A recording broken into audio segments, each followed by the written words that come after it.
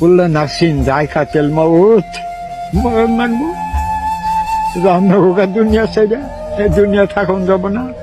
আল্লাহ তুমি পাঠাইছ, মৌতের সময় তুমি আমার লাইলাহা কলমা নসিব করো, তবা তার নসু আল্লাহ তুমি নসিব করো। আল্লাহ ইমানের সাথে আমার মৌত দিও আল্লাহ। আল্লাহর কাছে কইও নামাজ পড়া আতুরিয়ে কান্দো, আল্লাহ গুনাহ খাতা মাফ করবো। দেখো দুইটা কথা তোমার কাছে কইছি, তোমরা রাগ করো না।